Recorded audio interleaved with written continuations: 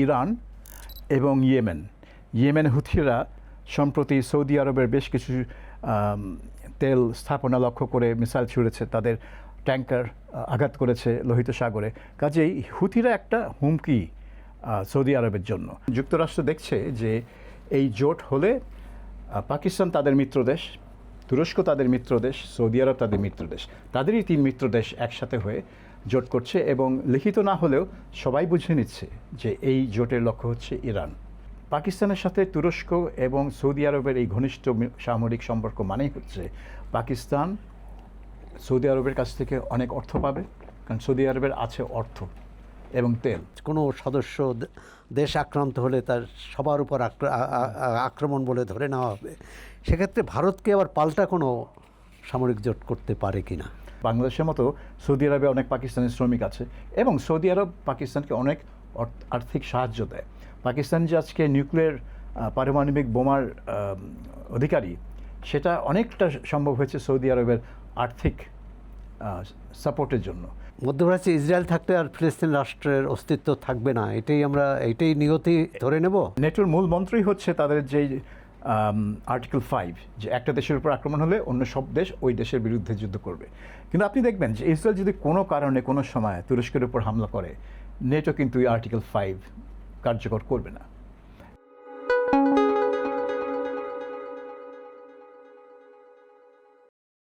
যুক্তরাষ্ট্র ইরান যুদ্ধ ও যুদ্ধবিরতির এই দোলাচলের মধ্যে নতুন প্রতিরক্ষা জোট গঠনের ঘোষণা এলো সৌদি আরব, পাকিস্তান ও তুরস্কের সমন্বয়ে। এই তিন দেশীয় জোট কেন গঠিত হলো, কী উদ্দেশ্য, এর ক্রিয়া প্রতিক্রিয়া ভূ রাজনীতিতে কতটা পড়বে, চলমান ইরান ও যুক্তরাষ্ট্র যুদ্ধে কোনো প্রভাব ফেলবে কি, এসব নিয়ে কথা বলবো আজকে আমাদের অতিথি বিবিসি বাংলার সাবেক প্রধান এবং আন্তর্জাতিক বিশ্লেষক সাবির মোস্তফা। সাবির মোস্তফা, আপনাকে স্বাগত চর্চার সংলাপে। আপনাকে ধন্যবাদ। তুরস্ক, পাকিস্তান ও সৌদি আরবের মধ্যে চুক্তি হয়েছে এবং প্রতিরক্ষা চুক্তি, এটা মক্কা যৌথ প্রতিরক্ষা চুক্তি হিসাবে পরিচিত। কেন গঠিত হলো? এটার একটা ব্যাকগ্রাউন্ড আছে। এটা একটা, আপনি বলতে পারেন যে গত বছর সৌদি আরব এবং পাকিস্তানের মধ্যে একটা চুক্তি হয়, strategic military mutual defence agreement বলে পরিচিত, এবং সেটার উদ্দেশ্য ছিল যে যাতে সৌদি আরব যদি কোনোভাবে আক্রান্ত হয় তাহলে পাকিস্তান তার সাহায্যে এগিয়ে আসবে। যদিও চুক্তিতে বলা হয়েছিল যে পাকিস্তান আক্রান্ত হলে সৌদি আরবও তার সাহায্যে এগিয়ে আসবে, কিন্তু ধরে নেওয়া হয়েছিল যে এটা মূলত সৌদি আরবের প্রতিরক্ষার জন্য এই ব্যবস্থা। এবং ইরান যুদ্ধের সময় পাকিস্তান তার কিছু সৈন্য এবং বিমান বহর সৌদি আরবে পাঠিয়েছিল একটা ইন্স্যুরেন্স হিসেবে। তো অনেকেই তখন মনে করেছিল যে এটা একটা ইসলামিক নেটো। আপনি জানেন যে ইউরোপ এবং উত্তর আমেরিকা নিয়ে 27টা দেশ নিয়ে আপনার নর্থ আটলান্টিক ট্রিটি অর্গানাইজেশন বা নেটো, সেটার আদলে একটা মুসলিম নেটো তৈরি করার প্রথম পদক্ষেপ হিসেবে দেখা হচ্ছিল। এবং তখনই একটা কথা ছিল যে হয়তো তুরস্ক বা তুর্কিয়ে, যাদের নাম এখন তুর্কিয়ে, তারা এই জোটে অংশ নেবে, কারণ তাহলে এটাকে একটা মুসলিম বিশ্বের একটা প্রতিরক্ষা ব্যবস্থা হিসেবে গড়ে উঠবে।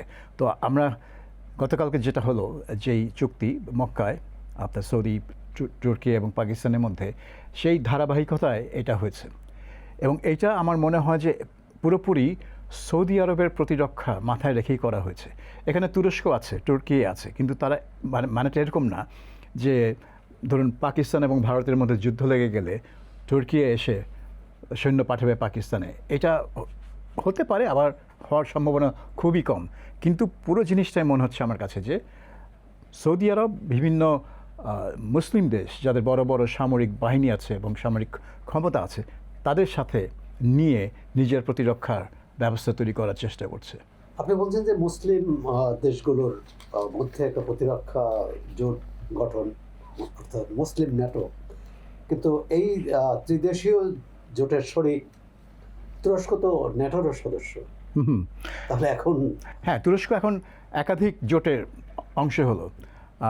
এক সময় ছিল, আপনার মনে আছে সেই 50-এর দশকে, না, আরডিসি তো ধরুন ডেভেলপমেন্ট কর্পোরেট মানে কোলাবোরেশনের জন্য করা হয়েছিল। সিয়াটো বলে একটা ছিল, সেন্ট্রাল ট্রিটি অর্গানাইজেশন, আর একটা সেন্টোস, south east Asia treaty organization. তো পাকিস্তান এই দুটোরই সদস্য ছিল, সিয়াটো এবং সেন্টোর। কাজে দুইটা জোটের সদস্য হওয়া মানে নতুন কিছু হবে না, বা তেমন কোনো ডিফিকাল্টিও এটা ক্রিয়েট করবে না। মূল কথা হবে যে নেটো হচ্ছে রাশিয়ার দিক লক্ষ্য করে এই জোটটা, তারা রাশিয়াকে একটা হুমকি হিসেবে দেখে এবং রাশিয়ার বিরুদ্ধে প্রতিরক্ষার জন্য এই জোট। আর এইখানে যদিও তারা বলছে না যে তারা কার বিরুদ্ধে এটা করছে, কোনো দেশের নাম করেনি, কিন্তু সবাই মাথায় থাকবে ইরান এবং ইয়েমেন হুথিরা সম্প্রতি সৌদি আরবের বেশ কিছু তেল স্থাপনা লক্ষ্য করে মিসাইল ছুড়েছে, তাদের ট্যাঙ্কার আঘাত করেছে লোহিত সাগরে। কাজেই হুথিরা একটা হুমকি সৌদি আরবের জন্য, আর ইরান সৌদি আরবের জন্য একটা হুমকি অনেক দিন ধরেই, অনেক বছর ধরেই। কাজেই আগে সৌদি আরব আমেরিকার দিকে তাকাতো তার প্রতিরক্ষার জন্য, কিন্তু এই যে আমরা দেখলাম যে যুক্তরাষ্ট্র এবং ইরানের মধ্যে যে যুদ্ধ, এই যুদ্ধে কিন্তু আমেরিকা নিজেকেই মানে রক্ষা করতে পারেনি। এইসব দেশে তার যে ঘাঁটি আছে, এইসব ঘাঁটিতে কিন্তু ইরান যখনই চেয়েছে তখনই আঘাত আনতে পেরেছে। কাজেই সৌদি আরব এখন চাইবে যে এমন সব দেশের সাথে তার প্রতিরক্ষার ব্যবস্থা করতে যারা মুসলিম দেশ হলে এই ইয়েমেন এবং ইরান, তাদের পক্ষে এদেরকে শত্রু হিসেবে দেখা তার জন্য রাজনৈতিকভাবে কঠিন হবে এবং সামরিকভাবেও তার কিন্তু একটা চাপের মধ্যে থাকবে। কারণ পাকিস্তান ইরানের একদিকে, তুরস্ক ইরানের আরেক দিকে। কাজে ইরান কিন্তু দুদিক থেকে একটু কোণঠাসা, আর এদিকে সৌদি আরব উপমহাসাগরের ওই সাইডে। সো ইরান মানে ভৌগোলিকভাবে একটা কোণঠাসা হয়ে যেতে পারে এখানে। তুরস্ক, পাকিস্তান এবং সৌদি আরব যদি একসাথে ইরানকে নিশানা করে, এটাই হচ্ছে আমার মনে হয় যে এই পুরা চুক্তির বা প্রতিরক্ষা ব্যবস্থার একটা মূল লক্ষ্য, ইরানকে একটু সাইজে করা। কয়েকদিন আগে লোহিত সাগরের জাহাজ চলাচল নির্বিঘ্ন করতে সৌদি আরবের নেতৃত্বে 14 দেশীয় আরেকটি জোট গঠিত হলো, বাংলাদেশও তার সদস্য। তা প্রথমত হচ্ছে যে 14 দেশীয় জোট হলো, সেটি শুধুমাত্র লোহিত সাগরের চলাচল নির্বিঘ্ন করতে, অর্থাৎ সৌদি আরব বা অন্যান্য উপসাগরীয় দেশের জ্বালানি সরবরাহ যাতে কোনো রকম বাধাবিঘ্ন না হয়। আর পরবর্তীকালে আমরা যেটা ত্রিদেশীয় জোটের কথা তো বললাম, এই দুই জোটের মধ্যে কোনো আন্তঃসম্পর্ক আছে কিনা বা থাকবে কিনা? না, আমার মনে হয় না। কারণ যেই 14 দেশীয় জোটের কথা বলছেন, ওটা ঠিক একটা জোট না। এটা হচ্ছে একটা বিশেষ কাজের জন্য তারা সহযোগিতা করবে। কাজটা হচ্ছে আপনি যেটা ব্যাখ্যা দিলেন, লোহিত সাগরে যাতে জাহাজ নির্বিঘ্নে চলাচল করতে পারে, এবং সেটার লক্ষ্য হচ্ছে হুথিদের আক্রমণ ঠেকানো। তো সেই জন্য সৌদি আরবের দরকার কিছু নৌবাহিনী, যাদের কাছে 2-3টা জাহাজ আছে, তারা এসে একসাথে কাজ করবে যাতে হুথিদের আক্রমণ ঠেকাতে পারে বা হুথিদের কোনো মিসাইল মোকাবেলা করতে পারে। তো সেটা একটা নির্দিষ্ট কাজের জন্য এবং নির্দিষ্ট সময়ের জন্য এটা একটা সহযোগিতা। এটাকে আমি ঠিক ওই যে ত্রিদেশীয় জোট হলো মক্কা জোট, সেই জোটের সাথে একদম তুলনাই করব না। তাদের মধ্যে আন্তঃসম্পর্ক আমার মনে হয় না সেখানে আছে, কারণ ওখানে বলা হচ্ছে যে দেশের উপর আক্রমণ, আর এই 14 দেশীয় জোটটা কিন্তু ঠিক দেশের উপর আক্রমণের সাথে সম্পৃক্ত না। আপনি বলছিলেন যে ত্রিদেশীয় জোটের একটা লক্ষ্য হতে পারে ইরানের আক্রমণ থেকে রক্ষা পাওয়া, ইরান এবং বিশেষ করে সৌদি আরব, ইরান এবং ইয়েমেনের মানে হুতি বিদ্রোহীদের কাছ থেকে যদি আক্রমণ আসে। এখন অন্য যে জোটের অন্য দুটি দেশ, পাকিস্তান ও তুরস্ক, তারা যদি আক্রান্ত হয়, সেক্ষেত্রে কি ভূমিকা হবে? না, আমার মনে হয় না যে এই দুই সামরিক জোটের মধ্যে সম্পর্ক আছে, কারণ এই দুইটা সামরিক জোট আপনি এদেরকে তুলনাই করতে পারেন না। কারণ 14 দেশীয় যে জোট তৈরি হয়েছে, সেটা একটা নির্দিষ্ট কাজের জন্য। সেটা হচ্ছে লোহিত সাগরকে নিরাপদ রাখা, যাতে বিভিন্ন দেশের জাহাজ চলাচল করতে পারে, এবং এদের লক্ষ্যই হবে যাতে ইয়েমেনের হুথি সম্প্রদায় বা হুথি গোষ্ঠী, তারা যাতে এইসব জাহাজ লক্ষ্য করে কোনো হামলা চালাতে না পারে। সেজন্য এই বিভিন্ন দেশের নৌবাহিনীর সাহায্য নেওয়া হয়েছে, যে একজন 2টা জাহাজ দেবে, আরেকজন হয়তো একটা দিবে, কারণ সবার তো বড় নৌবহর নেই। তো কিছু কিছু নৌবহর নিয়ে নৌজাহাজ নিয়ে তারা এই ধরনের একটা কাজ করবে। কিন্তু আপনি ত্রিদেশীয় জোট যেটা হয়েছে সেখানে পরিষ্কার বলা হচ্ছে যে এক দেশের উপর আক্রমণ সব দেশের উপর আক্রমণ হিসেবে গণ্য হবে। এই 14 দেশীয় জোটে কিন্তু এই ধরনের কোনো কথা নেই। এটা শুধু লোহিত সাগরকে ঝামেলা মুক্ত রাখার জন্যই তারা কাজ করবে। মানে এটার আরেকটি লক্ষ্য আছে যে হরমুজ প্রণালী, সেখানে যদি জাহাজ চলাচল ইরান বন্ধ করে দেয় এবং এখনও বন্ধ আছে, তার বিকল্প হিসাবেই তো লোহিত সাগরের জাহাজ চলাচলের নিরাপদ রাখার কথা বলা হচ্ছে।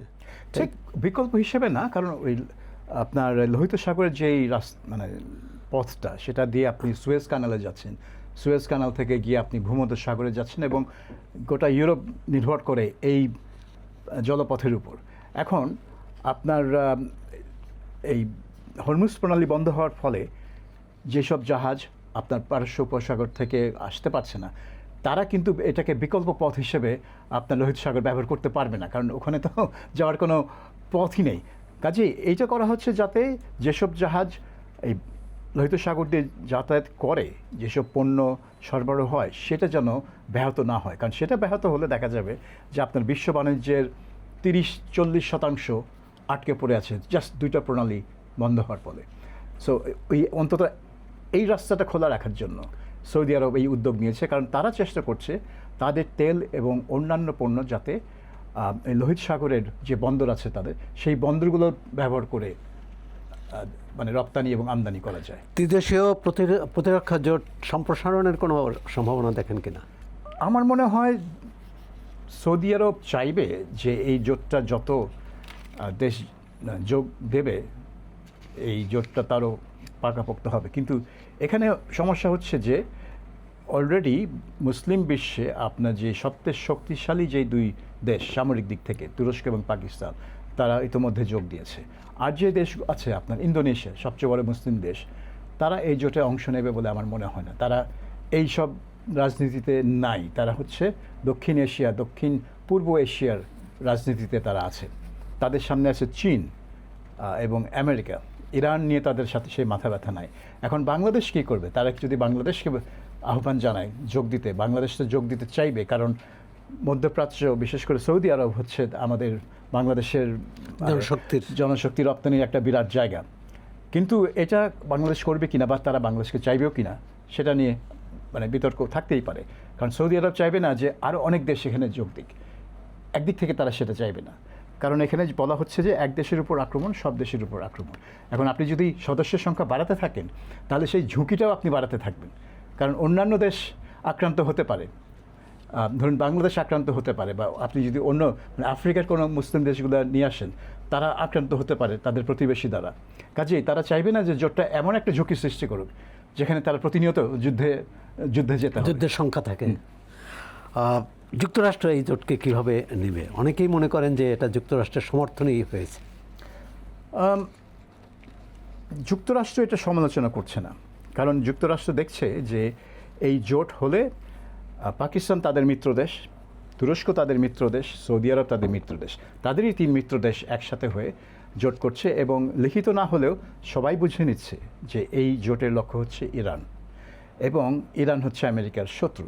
কাজেই আমেরিকা মোটামুটি খুশি হবে যে এরকম একটা জোট তৈরি হয়েছে যারা ইরানকে কনফ্রন্ট করবে, ইরানকে মোকাবেলা করতে পারে, হয়তো প্রয়োজন হলে। এই মুহূর্তে করবে না, আমেরিকা যতদিন যুদ্ধ করছে এখানে এই জোট আমেরিকার পক্ষ হয়ে কোনো লড়াই করবে না, সেটা পরিষ্কার। তারা শুধুমাত্র নিজেদের জন্য লড়াই করবে, অর্থাৎ নিজেরা যদি আক্রান্ত হয় তাহলেই তারা লড়াই করবে। অন্যদিকে আপনি বলতে পারেন যে এই জোট করে সৌদি আরব যে সিগন্যালটা দিল যে এতদিন আমেরিকা, বিশেষ করে আপনার 1990 সালের পর থেকে আমেরিকা এই অঞ্চলে নিরাপত্তা দিয়ে আসছে। আপনার কুয়েত, ইরাক যখন কুয়েত হামলা করে, তারপর আমেরিকানরা এসে ইরানকে কুয়েত থেকে হটিয়ে দিয়ে আবার কুয়েতের যে শাসক গোষ্ঠী তাদেরকে ফিরিয়ে আনে, তারপর থেকেই সৌদি আরব এবং কুয়েত এবং অন্যান্য পারস্য উপসাগরীয় আরব দেশগুলো আমেরিকার উপর নির্ভর করেছে তাদের নিরাপত্তার জন্য। আমেরিকা সব দেশে বড় বড় বিমান ঘাঁটি এবং নৌঘাঁটি এবং স্থলঘাঁটি স্থাপন করে বড় বড় রেডার স্টেশন দিয়ে ইরানের দিকে তাক করে এতদিন বসেছিল। ইরান এইসব স্থাপনা ধ্বংস করে দিয়েছে। এই বর্তমান যে যুদ্ধ এখনও শেষ হয়নি, বা বলছে এটা একটা যুদ্ধবিরতি, আসলে যুদ্ধবিরতি না। সো এর ফলে অনেক দেশ মনে করছে, সৌদি আরব, অন্যান্য দেশ, যে আমেরিকা কাছ থেকে সেই ধরনের নিরাপত্তার কোনো নিশ্চয়তা আর নেই। আমেরিকা হয়তো আর এই অঞ্চলে সেভাবে থাকবেও না, কারণ সে তো এক্সপোজড। এখানে বোঝাই যাচ্ছে যে ইরানের হামলা ঠেকানোর সক্ষমতা তাদেরই নেই, নিজেদেরকে রক্ষা করার জন্য কিন্তু তারা ওই অঞ্চল থেকে চলে গেছে। কাজেই সৌদি আরব একটা বিকল্প ব্যবস্থা খুঁজছে, অর্থাৎ আমেরিকা খুশি হবে, কিন্তু সবাই জানবে যে এটা আমেরিকার ব্যর্থতার কারণেই সৌদি আরব এই জোটটা তৈরি করছে, সেটারও একটা সিগন্যাল। এই জোটের অন্যতম শরিক পাকিস্তান এবং পাকিস্তানের প্রতিবেশী ভারত। আমরা জানি যে 1948 সাল থেকে থেমে থেমে এই দুই দেশের মধ্যে সংঘাত, সংঘর্ষ, আনুষ্ঠানিক যুদ্ধ চলে আসছে। ভারতের প্রতিক্রিয়া কেমন হতে পারে, তাদের কোনো ভয়ের কারণ আছে কি না? দ্বিতীয় হচ্ছে তারা আবার বিকল্প, কারণ ওখানে আছে যে কোনো সদস্য দেশ আক্রান্ত হলে তার সবার উপর আক্রমণ বলে ধরে নেওয়া হবে। সেক্ষেত্রে ভারতকে আবার পাল্টা কোনো সামরিক জোট করতে পারে কি না? ভারতের পক্ষে সামরিক জোট তৈরি করার অপশনগুলো খুব সীমিত। কার সাথে, কাকে নিয়ে সে সামরিক জোট তৈরি করবে এবং কার? রাশিয়া না, রাশিয়ার সাথে ওইভাবে সামরিক জোট হবে না। ভারত যেটা করে, সে একটা জোট নিরপেক্ষ দেশ, সে কখনোই কোনো জোটে অংশ নেয়নি বা কোনো জোট সে তৈরি করেনি, কারণ তার পররাষ্ট্র নীতি হচ্ছে জোট নিরপেক্ষ। রাশিয়ার সাথে তার একটা চুক্তি ছিল 1971 সালে, একটা বিশেষ কারণে সেই চুক্তি করা হয়েছিল, কিন্তু সেটা একটা রাশিয়ার তখন একটা জোট, বিশেষ কারণে বাংলাদেশের স্বাধীনতা যুদ্ধের জন্য। কিন্তু রাশিয়ার তখন একটা জোট ছিল, ওয়ার্সো প্যাক্ট, সেই জোটে ভারত যোগ দেয়নি। ভারত কোনো জোটেই যোগ দেয় না, কাজেই তারা নিজেরা একটা জোট করার চেষ্টা করবে, এটাও হবে না। কিন্তু ভারত অবশ্যই, ভারতের জন্য এটা একটা উদ্বেগ তৈরি করতে পারে। উদ্বেগ মানে কি, তারা দেখছে যে পাকিস্তানের জন্য এটা একটা বড় অর্জন, এবং পাকিস্তান যদি কোনো মানে পররাষ্ট্রনীতি বলুন বা সামরিক নীতি বলুন, প্রতিরক্ষা ব্যবস্থায় বলুন, পাকিস্তান যদি কিছু অর্জন করে, ভারত সেটাকে একটা তাদের বিপদ হিসাবে মনে করবে। মানে এটা একটা জিরো সাম গেম, তাদের গেইন হচ্ছে তাদের লস, সেভাবে দেখে। কাজেই পাকিস্তান এখানে একটা বড় ভূমিকা পালন করছে মধ্যপ্রাচ্যে নিরাপত্তা ব্যবস্থায়। এটা ভারতের দিক থেকে একটা দিক থেকে ভালো, যে পাকিস্তানের দৃষ্টি এখন পশ্চিম দিকে চলে গেছে, পশ্চিম এশিয়া, মধ্যপ্রাচ্য, মধ্য এশিয়া, এই দিকে পাকিস্তান এখন ব্যস্ত। তারা চায় ওইখানে একটা মানে বড় খেলোয়াড় হতে। কাজেই তার দৃষ্টি দক্ষিণ এশিয়ার দিকে তার দৃষ্টি কম পড়বে, সেটা ভারতের জন্য একটা সুখবর। কিন্তু অন্যদিকে পাকিস্তানের সাথে তুরস্ক এবং সৌদি আরবের এই ঘনিষ্ঠ সামরিক সম্পর্ক মানেই হচ্ছে পাকিস্তান সৌদি আরবের কাছ থেকে অনেক অর্থ পাবে, কারণ সৌদি আরবের আছে অর্থ এবং তেল থেকে অর্থ, কাজে অনেক অর্থ পাবে। তুরস্কের আছে সামরিক প্রযুক্তি এবং সামরিক উৎপাদন ক্ষমতা। কাজেই পাকিস্তানের জন্য তার সামরিক বাহিনী বা সামরিক ব্যবস্থাকে আরও উন্নত করা, আরও শক্তিশালী করার জন্য আরও রাস্তা খুলে গেল।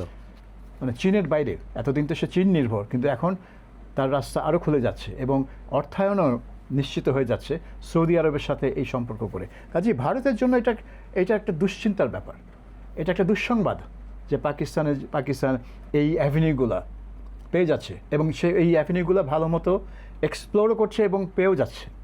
এটা কিন্তু তাদের একটা কূটনৈতিক সাফল্য। এটা হলেই মানে বললেই কেউ পেয়ে যায় না, এটাকে একটু কূটনীতি একটা মানে অনেক কাঠখড় পোড়াতে হয়। কাজে এটা ওই শাহবাজ শরীফ এবং আসিম মুনির তাদের একটা বড় সাফল্য।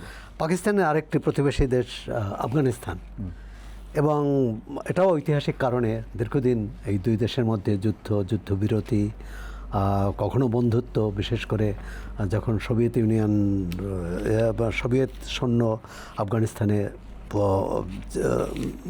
অভিযান চালিয়েছিল।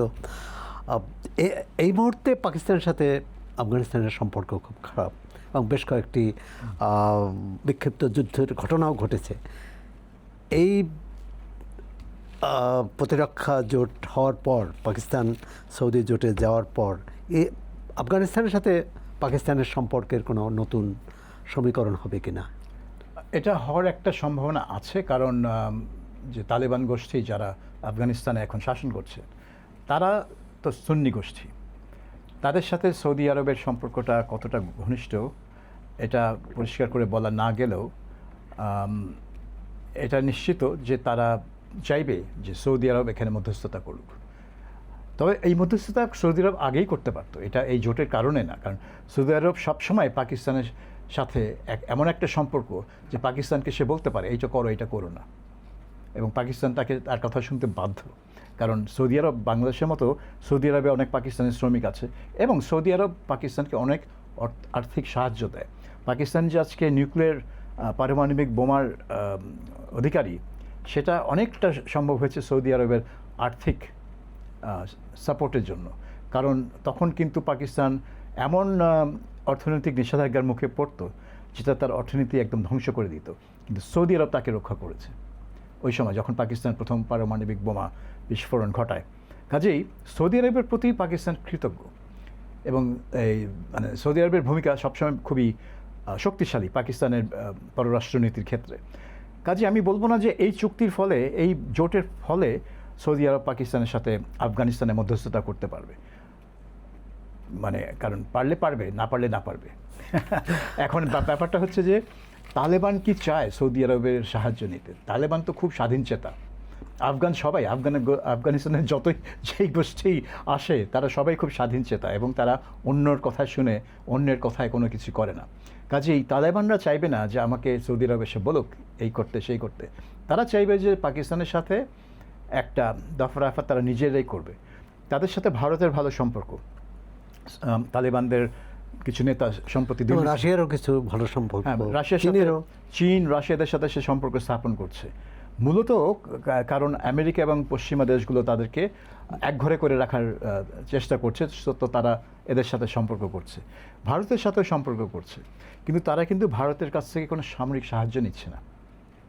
কারণ পাকিস্তান আর্থিক সহায়তা নিচ্ছে, আর্থিক কিছু ডেভেলপমেন্ট, কিছু উন্নয়নমূলক কাজ, কিছু শিক্ষা অবকাঠামো দিক থেকে উন্নয়নের কাজে ভারত সাহায্য করছে। কিন্তু পাকিস্তান যেহেতু আফগানিস্তানকে আপনার বিমান হামলার মধ্যে দিয়ে সবচেয়ে বেশি চাপে রাখে, কারণ আফগানিস্তানে তো ওই বিমান হামলা প্রতিরোধের কোনো ক্ষমতা নেই। ভারত ওখানে কিছু বিমান প্রতিরক্ষা ব্যবস্থা মোতায়েন করতে পারে, কিন্তু আফগানিস্তান না চাইলেই তো করতে পারবে না। এবং মনে হয় যে আফগানিস্তান এই ধরনের কিছু চায়ও না ভারতের কাছ থেকে। তারা চাইবে না যে তারা অন্য দেশের উপর নির্ভর করুক। তারা খুবই স্বাধীনচেতা, এবং তারা পাকিস্তানকে কীভাবে মোকাবেলা করবে সেটা তারা নিজেরাই বুঝবে।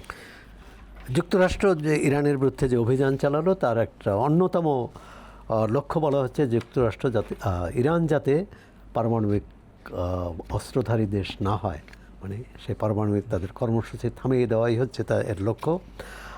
একই সঙ্গে যুক্তরাষ্ট্রের সমর্থন নিয়ে আরেকটি জোট গঠিত হলো, ত্রিদেশীয় জোট, যার একটি সদস্য, যার অন্যতম সদস্য পাকিস্তান, তার আবার পারমাণবিক অস্ত্র আছে। এটাকে যুক্তরাষ্ট্র কিভাবে দেখছে? দুটি মুসলিম দেশ বা মুসলিম প্রধান দেশ। এখানে মূল জিনিসটা হচ্ছে যে ইরান শুধু মুসলিম দেশ না, ইরান নিজেকে ওই অঞ্চলে বিশেষ করে ফিলিস্তিনিদের গার্ডিয়ান হিসেবে দেখেন। তারা মনে করে যে তারা জেরুজালেম ইসরায়েলিদের হাত থেকে মুক্ত করে আবার ফিলিস্তিনি আরব মুসলিমদের হাতে ফিরিয়ে দেবে, এবং এটা হচ্ছে ইরানের ইসলামিক বিপ্লবের পর প্রতিটা নেতা এই ঘোষণা দিয়েছে যে তারা জেরুজালেম মুক্ত করবে।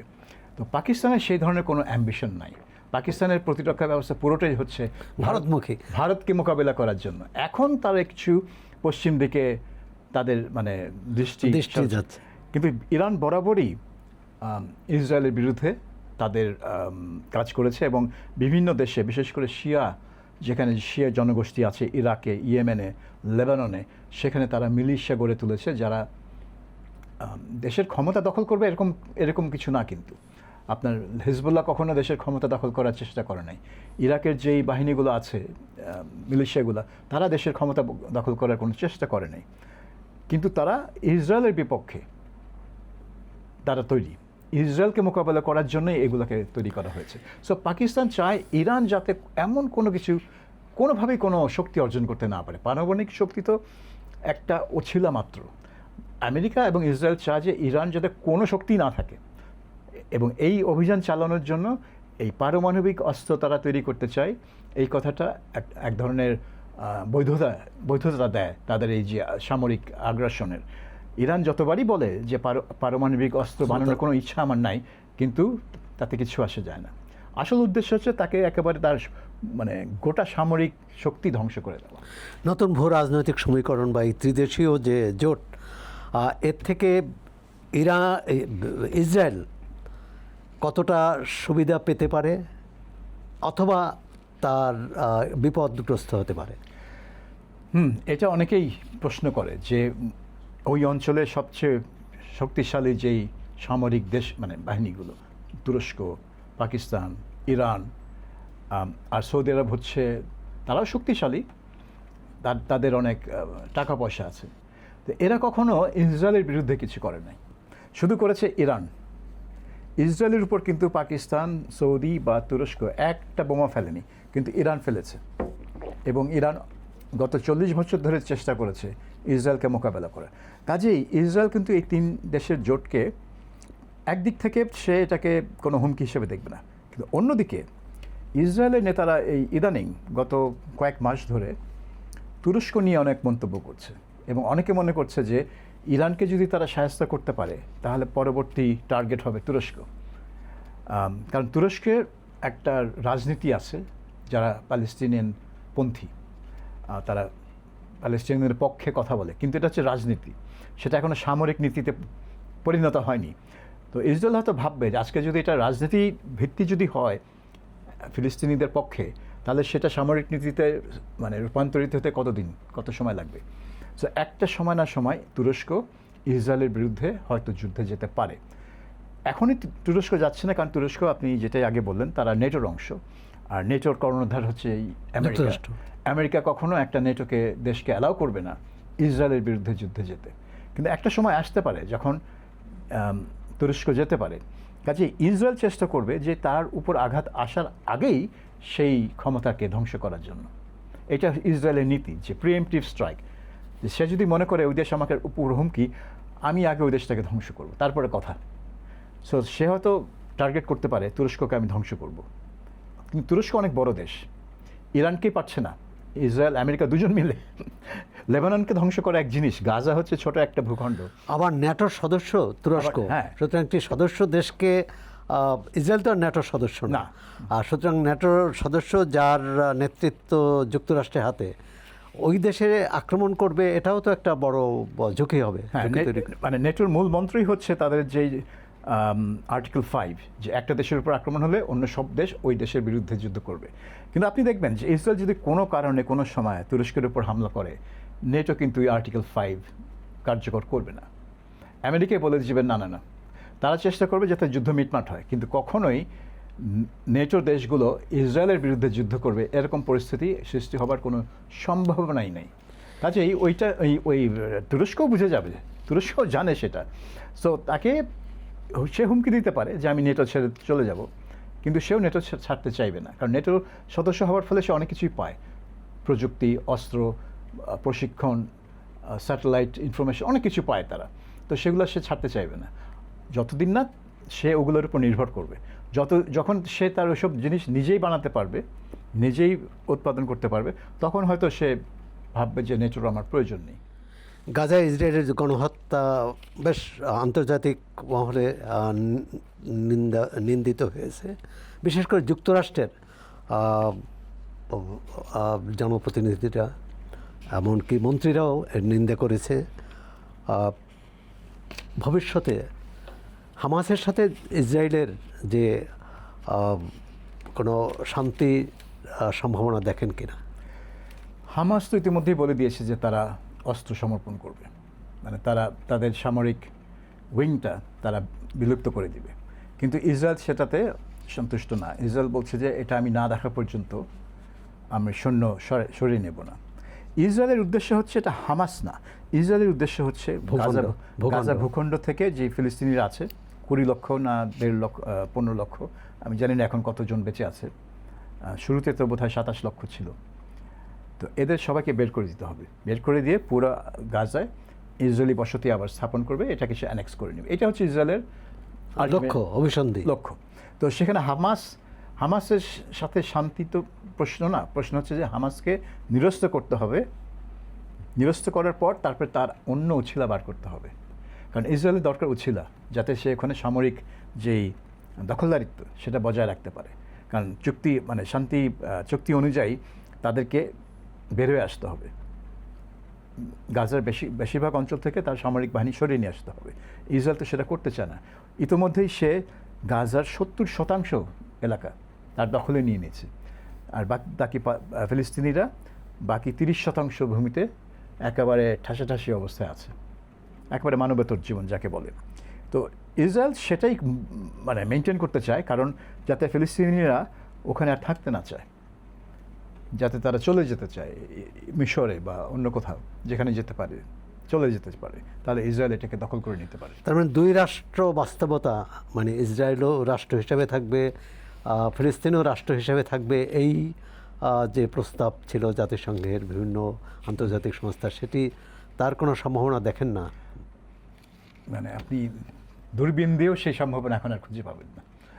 মানে মানে যে মধ্যপ্রাচ্যে ইসরায়েল থাকতে আর ফিলিস্তিন রাষ্ট্রের অস্তিত্ব থাকবে না, এইটাই নিয়তি ধরে নেব? এটাই আমার মনে হয় নিয়তি। কারণ ট্রাম্প দেখুন, ট্রাম্প ইসরায়েলকে অনেক হম্পিদম্পি করে, চাপাচাপি করে, লেবাননে মানে একটা যুদ্ধবিরতি করতে বাধ্য করেছে, কাজেই বলতে পারেন যে তার একটা ক্ষমতা আছে নেতানিয়াহুর উপরে।